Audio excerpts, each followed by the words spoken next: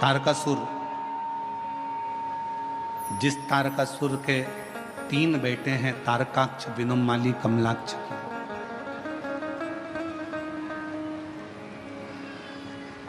तारकाक्ष, विदुमाली, कमलाक्ष की 3 पुत्र हैं।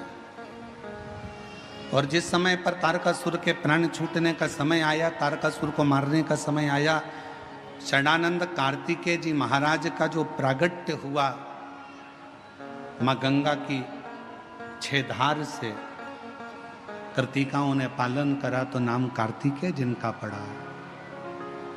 उन षडानंद कार्तिकेय जी को तारकासुर के संहार के लिए भेजा गया।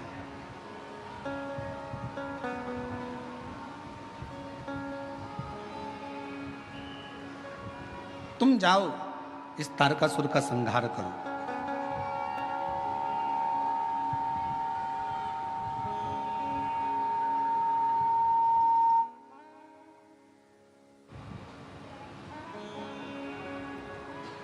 इस तारकासुर का संहार करिए।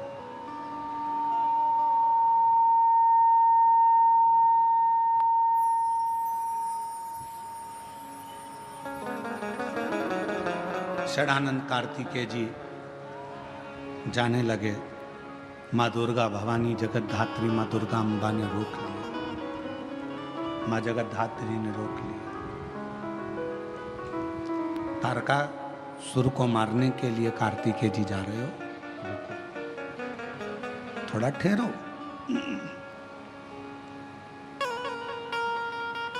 माँ अम्बा ने कहा कि तारकासुर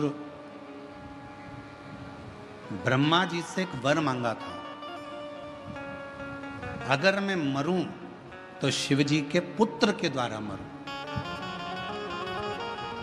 कार्तिकेय, तारकासुर तुम्हारे द्वारा मरेगा ये निश्चित है, पर बात ऐसी है कि तारकासुर ब्रह्मा जी को कष्ट दिया, सबको कष्ट दिया, पर तारकासुर ने कभी शंकर को कोई कष्ट नहीं दिया। और ये बात हम पहले भी कथा में कह सकें कि शिव जी का संसार में देवता हो, असुर हो, गंधर्व हो, साच हो, किन्नर हो, गंधर्व हो, तारकासुर जैसे कोई भी असुर हो, मेरे शंकर भगवान का दुनिया में कोई द्रोही नहीं है, शिव जी का कोई दुश्मन नहीं, शिव का कोई दुश्मन नहीं। और आपका और हमारा भी जगत में कोई दुश्मन नहीं है, ना हमारा कोई दुश्मन है, ना आपका कोई दुश्मन। दुश्मन कौन? आपका भी कोई दुश्मन नहीं है, हमारा भी कोई दुश्मन नहीं है। दुश्मन किस चीज का है? तो कहा दुश्मन अगर इकट्ठे होते हैं तो आपकी प्रतिष्ठा के दुश्मन एकत्रित होते हैं। आप का कोई दुश्मन नहीं है, पर आपकी जो प्रसिद्धि है, आपकी जो सिद्धि है, आपका जो पद है, आपका जो फैक्ट्री है, आपका जो व्यापार है, आपका जो व्यवसाय है, आपकी जो उन्नति है, बस दुश्मन उसको देखकर उत्पन्न होते हैं। बाकी का आपका और हमारा दुनिया में कोई दुश्मन नहीं, ना आपका कोई दुश्मन है, ना कोई दुश्मन है, ना आपका कोई दुश्मन है। दुनिया में कोई दुश्मन ना तुम्हारा है ना हमारा है। केवल प्रसिद्धि को देखकर, सिद्धि को देखकर, आपकी सिंहासन को, आपकी सत्ता को देखकर उसके दुश्मन।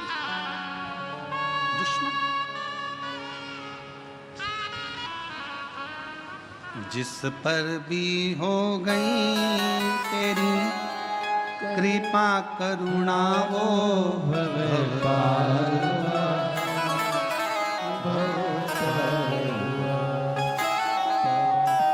हो चाहे जितना उसका भी बाबा उद्धार हुआ, उद्धार हुआ। गिद्ध अजामिल गणिका जैसे तेरे मन को भाई जरा सी हम पर कर दो, जरा सी हम पर कर दो। कृपा का क्या है भरोसा, कब किस पर बोझा, जरा सी हम पर कर दो, जरा सी हम पर कर दो।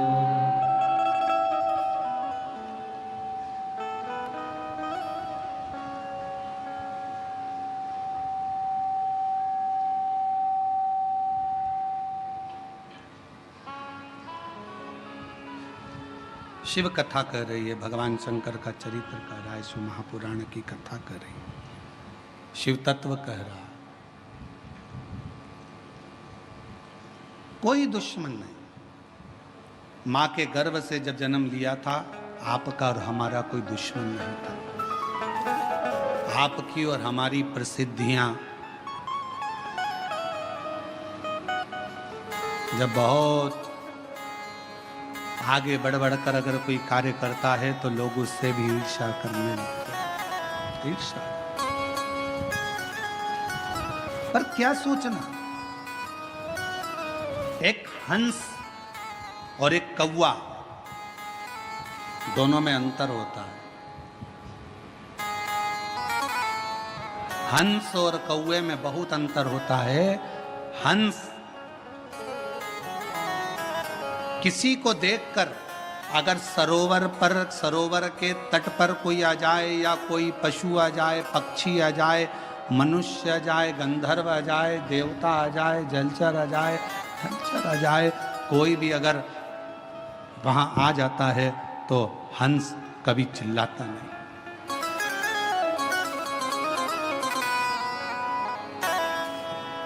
हंस कभी नहीं चिल्लाएगा, आवाज नहीं करेगा।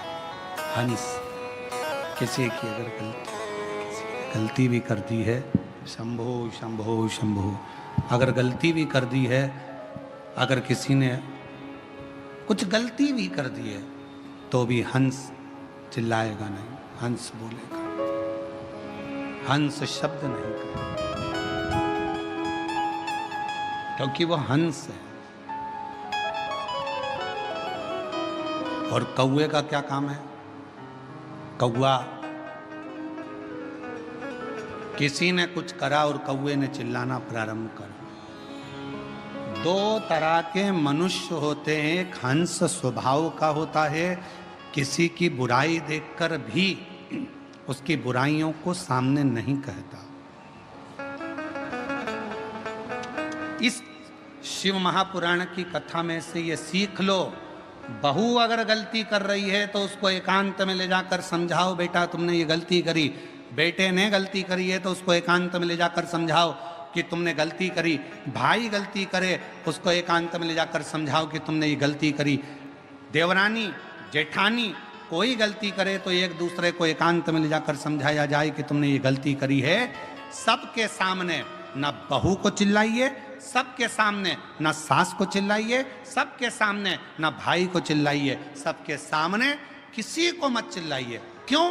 अगर आप आज अपनी बहू को सबके सामने चिल्लाकर बोलोगे तो वो बहू का सत्कार सबके सामने खत्म हो जाएगा। फिर मोहल्ले के लोग भी उसको चिल्लाकर बात करेंगे, छोटे छोटे बच्चे भी चिल्लाकर बात करेंगे, अपशब्द कहेंगे।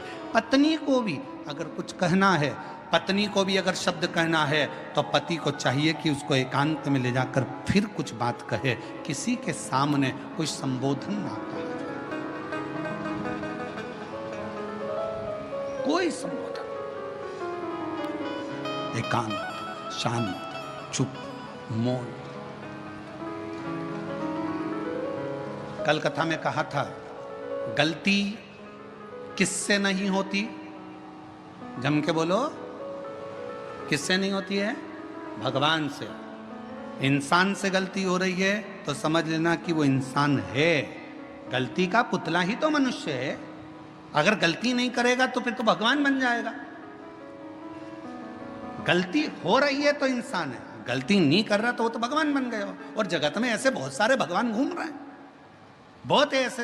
हाँ, हमने कभी कोई गलती नहीं करी, हम कभी गलती करते ही नहीं है, हमने आज तक जिंदगी में कोई गलती नहीं करी। तो ऐसा व्यक्ति मिल जाए तो सिर पे पल्लू लेके उसके पांव पड़ लो, तू तो भगवान है रे, तू तो देवी देवता है रे, धन्य है जो तूने गलती नहीं करी।